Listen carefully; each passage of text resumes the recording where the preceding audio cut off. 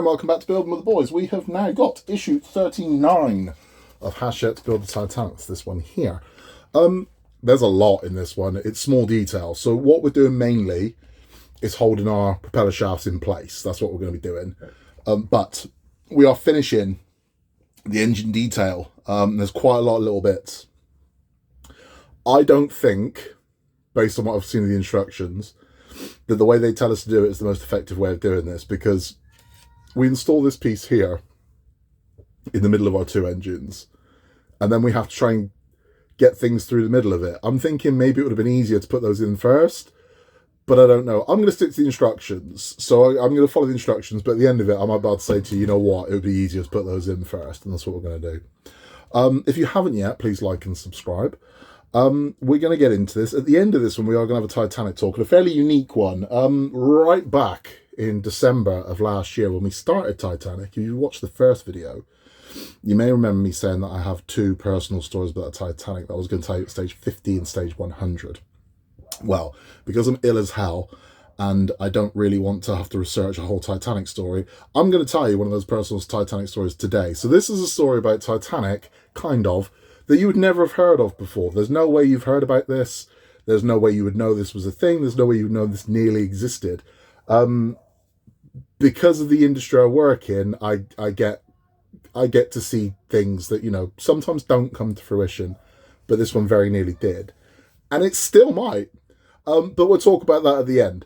What we're going to do is we're going to get all these pieces installed. I think this one's going to be quite in-depth. I think it's going to be an absolute bugger to film as well, because I've got to get in between those two engines. But we'll see. So again, it's just a lot of small detail in being fitted to this and holding these props in place. Let's get into it. Let's get it done. Okay, so here is everything we get in stage 39. You can see this is the largest piece that we get. We've got all of these details here, which are going to go onto our engines. And we've got all of these plates here, which are going to hold these in place just over here. So we're going to lock these in place so they don't go anywhere. We've got 3 sets of screws. We've got an end cap for one of the engines. So without further ado, let's get into it. The first thing we're going to do is we're going to install these onto here to lock these into place. Okay, so taking these, we got, I mean, the device, there's tweezers. I don't think that's necessary, to be honest with you. It isn't. He says. Right, so we're going to pop these in place. So there's the... There we go. Damn these banjo playing hands. Right, so, and we're going to hold this in with AP screws.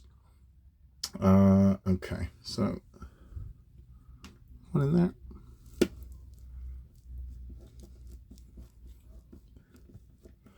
I do like the AP screw. We've been using a lot of that in this issue, and I do like it, but I can already see it don't like they give me enough. So I question where the bloody hell the rest of the AP screws are. That's gonna be interesting. Right.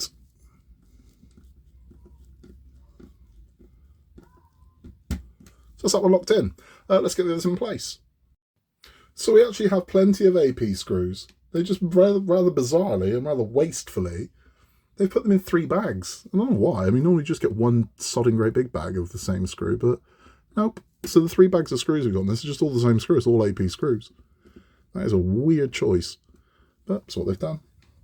So this is the second one of these guns. These will just lock these in place. I'm kind of glad, because this was all a bit loose and a little bit janky at this point. The one thing I kind of wish I'd done is I wish I'd lubricated the inside of this with a little wax, because I don't know how this is going to hinder the turning. I don't think it will, but we'll find out. If it does, that's exactly what I'm going to do. I'm going to put some wax inside these. So we're going to put another one over here. So it's 5 we're installing first. Get that one in place. This is nice and easy. I think this is calm before the storm. So there we go. So if you are interested in the story I'm going to be telling at the end of this one, it does involve a theme park. The nature of what I do for a living is very unusual. So I have to sign a lot of non-disclosure agreements, which basically says I won't tell anybody about anything that I've seen. So I can't really tell you about this one. However, the company that made me sign that NDA has since gone bust. So I'm under no obligation to anybody to keep my mouth shut about anything. So I'll tell you all about it. It's a very weird story. And I don't have a lot in life, but what I do have is my integrity. And I've never been scared to say what I think. And that's involved me arguing with some Americans. But again, we'll go into this at the end. Right, so let's get that one in place. So that's number 4. And then, where's number 5 go?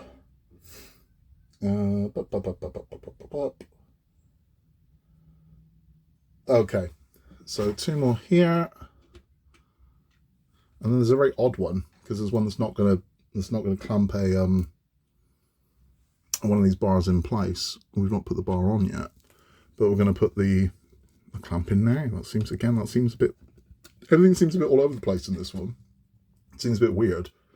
That maybe some of these things could have been done in different sequence, but I don't know. I mean, there might be a logic to it, but I'm failing to see what that logic is at the moment, because you'll see what I mean when we're going to fit this this walkway in a minute. There's you then have to sort of get in between the walkway to fit the pieces to the base. I mean, as I said, I will do it to the instructions, but I reckon it would have been easier to fit the things first, then put the walkway in. I might be completely wrong, but we'll see. Okay, so that's that one nearly done. This is going to get heavy, really heavy. I am very conscious of, and so should you be, of how you pick this thing up, because the weight of those 2 engines at this end over here is ridiculous. So don't be picking this thing up, because you're going to end up snapping it. You're going to end up snapping it, because I can just feel it so off balance. All the weight is at one end and there's no weight at the other end. And if you pick it up wrong, I can see this just going crack and that being it. So we're going to put one on here. Now, bizarrely, there's no rod going through that yet, but there will. But they're asking us to do this now. That, again, seems bloody odd to me. But, oh well, we are but your humble servant. And I'll do as I'm told. And I mean, Christ, it's AP screws. Can't take it off and put it back on, is it? So that's that one. Okay, so that's it. So those are now all held in place, and we can see what we're looking at there. So our rods should now be going nowhere. Right, now let's switch this on and see if it still runs okay. Yeah, that hasn't hindered it at all. Throw it in reverse. Yep, okay. Happy. Right, let's move on. Okay, now we're going to install our turbine. Now, there are the 2 pipes here, and the middle pipes of our turbine, these 2 here and here, are going to connect to those. But they're saying to put on the base first, then connect those. Again, I bet that ain't the easiest bloody way. I bet that is the easiest way to do it. But we'll see. We'll do what they say, and then we'll review. So let's get this fit nice snug as hell. I'm conscious of breaking that. Okay, so that's that one in, and that's that one in. Right, but I'm not happy with how that is on there at all. No, let's have a closer look. Okay, so that's in. It just needs a little wiggle. So if you get that, just wiggle it, it'll go. Let's get that actually properly in there. Yep, good. So that's looking really rather nice at this point.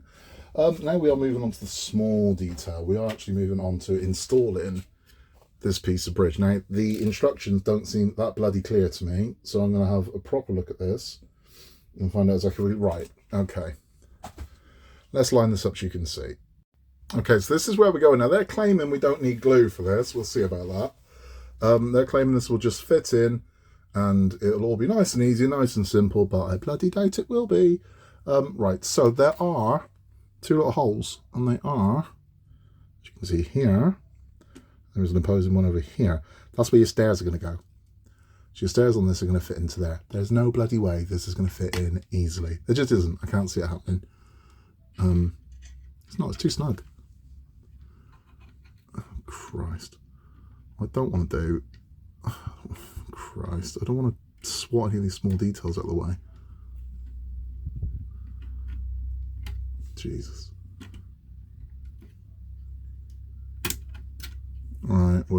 Okay. Jesus. Right, that's going to be snug as hell. Let me get this fitted. I've got to hold this thing in front of my face. So we're in. I mean, I literally had to hover that over my face because the hole's so bloody small.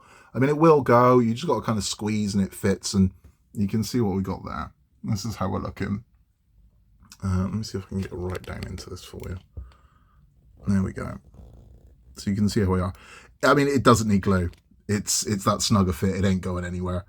So that's it. Now we do have a bunch of small detail to add to either side of the engine. So it's going to go on here and here. So let me take a look at that and let's get that done. Okay, now I apologise for the quality of this, but this is very hard to film because I've got to get right down in here. So we've installed this piece here. Oh God, look at that bad focus. Right, so we've installed this piece here, we've installed this piece here, and this piece here, which goes up and locks into there. We've held those in place with just a touch of glue.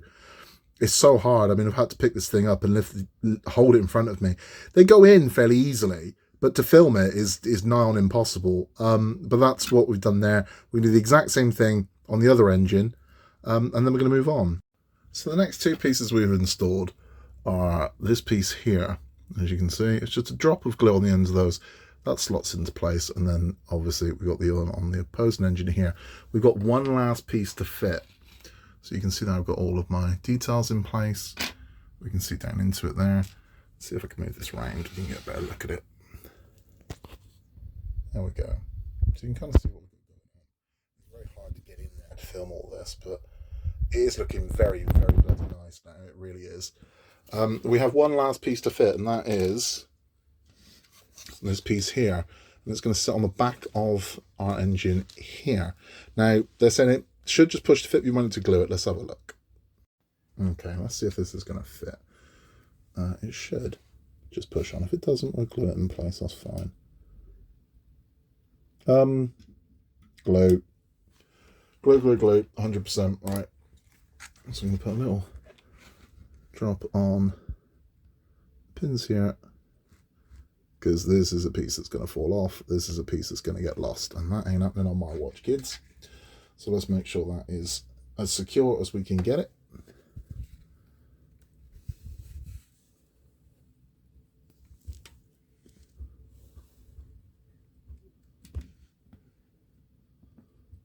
And there we go.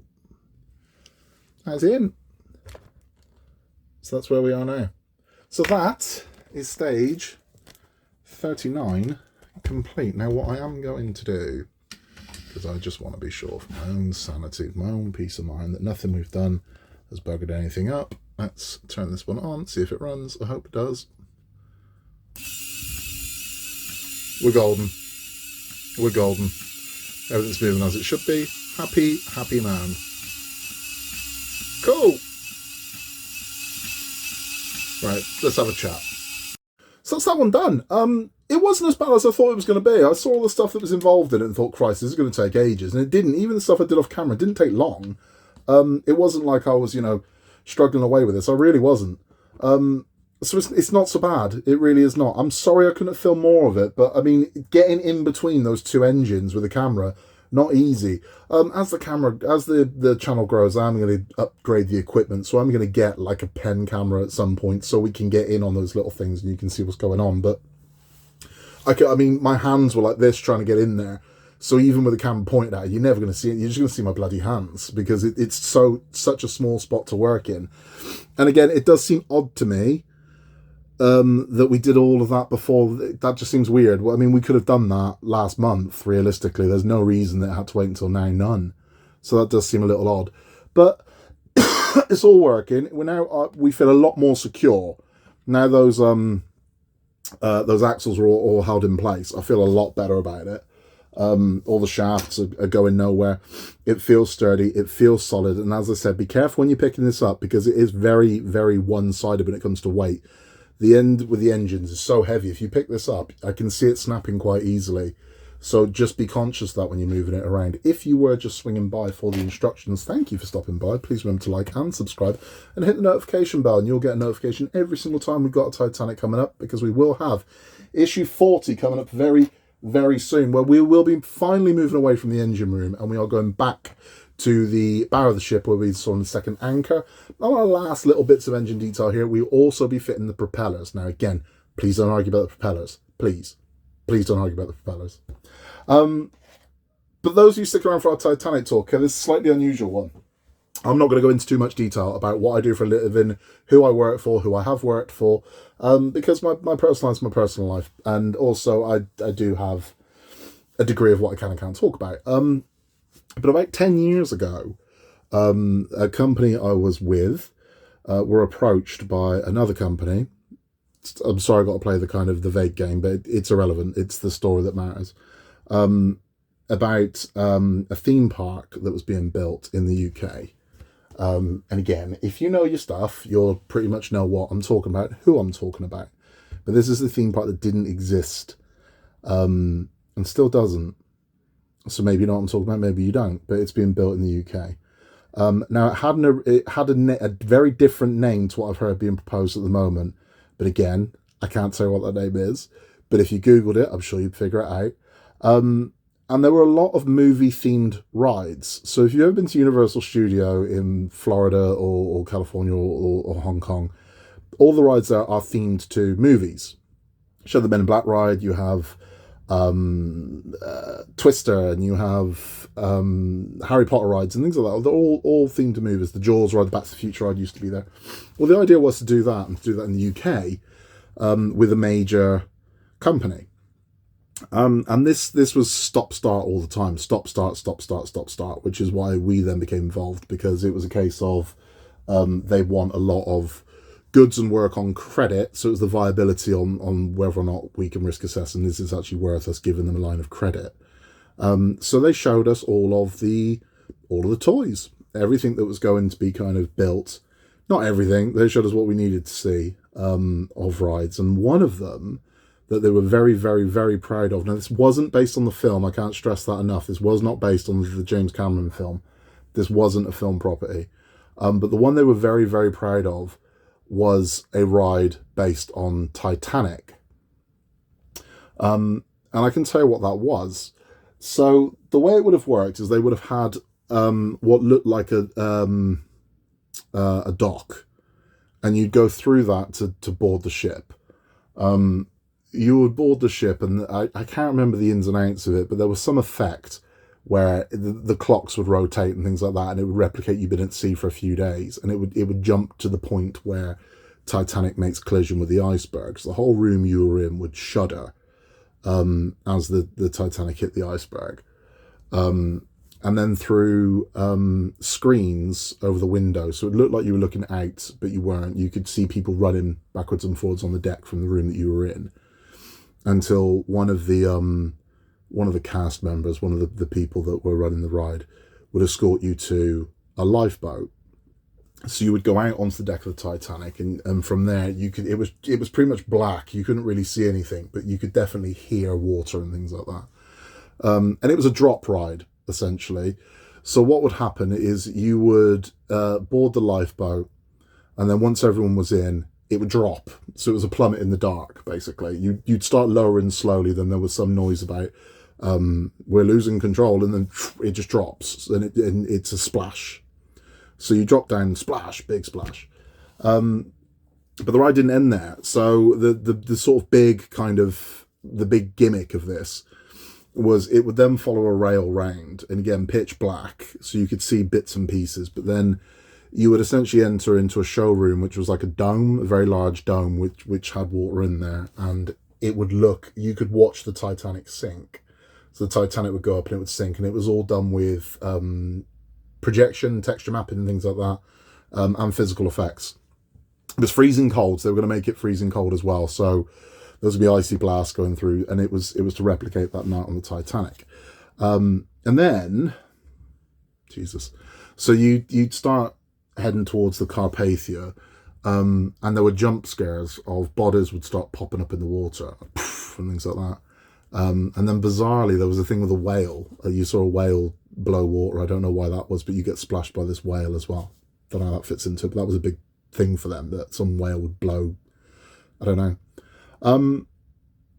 So they're very chuffed with this thing. And I mean, it looked impressive from what I saw, because again, this thing hasn't been built, but from all the kind of the promotionals that they gave, it looked bloody impressive. It looked really good.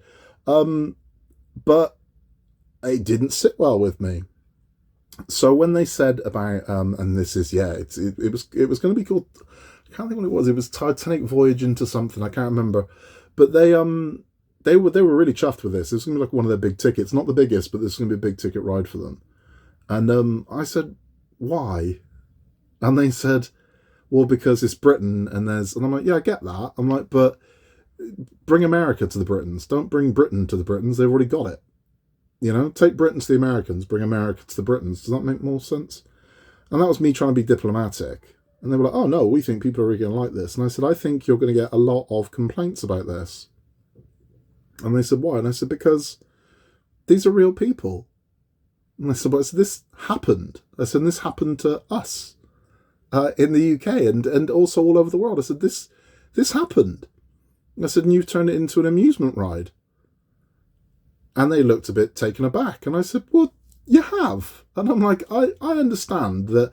And part of me would want to ride it. I want to see it. But at the same time, I've got to think, ethically, this isn't okay. Because as I said, there were jump scares where bodies would pop up from the water. And I'm like, but those were all real people. This seems a little sick. And I said that to them. I said, I think it's sick. I said, I think you need to understand that there are still people in the UK and also in America and all over the world that have relatives that died on that boat. That's the way it is. I said, so I don't think this is in the best of taste. I think this is quite vulgar. And they tried to convince me that it was all being done respectfully. I went, really? I said, does it take a photo when you drop? Can you have your photo on the ride as you're plummeting down on the lifeboat? And they went, yeah. I went, right. How respectful. And I said, and answer me this. Do you exit through a gift shop at the end? And are there little iceberg paperweights and I survived Titanic t-shirts? And I'm like, well, yeah, they will be. And I'm like, well, then it's not respectful at all, is it? It's gross. And they couldn't get their head around it. And I said, okay, well, stop me when this gets offensive. I said, stop me when this is inappropriate. I said, because you're saying making a theme park ride around Titanic is appropriate. Stop me when it's inappropriate. I'm like, right, Hindenburg, the ride. And is that appropriate? And they were like, wow. I'm like, well, is it? Hindenburg, the ride. Experience Hindenburg. I'm like, the D-Day landings. Experience that. We could make it like a roller coaster and, you know, people would get blown up in front of you. And they were like, well, I don't know about that. And I'm like, I'm like, what about 9/11, the ride? We could make it a drop tower. And they were like, oh, no. And I'm like, right, well, there you go. I said, because these are real people. These are real events. It might have happened 100 years ago. But what you're proposing is bloody sick. That's what I'm telling you. And that's what happened. There were other things at this park. I mean, again, I think I'm not surprised it didn't come to fruition and ultimately the deal fell through, because there was a ride themed to the Italian Job. It was a roller coaster with minis, and it was themed to the Italian Job. But bizarrely, it was themed to the Mark Wahlberg Italian Job. And again, I went, why would you do that? If you're building it in the UK, Michael Caine. I'm like, why are you based it on the modern one? I'm like, that's nuts. And they were like, well, because people are more familiar with the modern one. I'm like, they ain't. They're not. This is weird. There were a bunch of other rides as well that I'm not going to go into, but there were a lot. And I just, as I said, it was my thing, and I just think this is sick. I don't think this is appropriate. These were real people, and you've turned them into jump scares. It's kind of why I had the problem with Titanic 666. It was the same thing. I just thought this was sick. What you've turned into kind of a slasher movie were people, and you're portraying them as, you know, demons. And I just think, no, I don't care if it was 110 years ago. Respect is respect. And I just think it was disgusting. I thought it was vile. And I'm sure there's some of you probably heard this. God, I'd love to ride that. I'll openly admit, if it existed, I'd ride it. It doesn't mean that I'd be supportive of it, but out of morbid curiosity, yeah, I'd probably ride it. But it was just done so tastelessly. It was done for a cash in, for a quick buck, and I hated it. And I said, it doesn't have to be themed. It doesn't have to be the Titanic. It should be any random ship. And then no one's got anything to say. I'm like, the day you open this, expect a floodgate of complaint. And it never came to fruition. But it might, because I've heard that this park is still going ahead under a different name with different investors.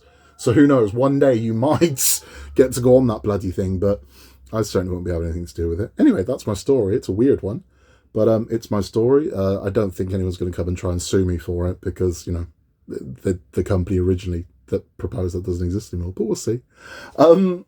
That's it from me. In a world we can be anything at all, just be nice. We will be back very soon with stage 40, in which we are installing our second anchor to the bow of the ship, and we are finishing up the engine room by installing propellers. Please don't argue about the propellers. Don't make me use my big voice. Okay? In a world we can be anything at all, just be nice. Remember to like and subscribe, and I will catch you on the next one.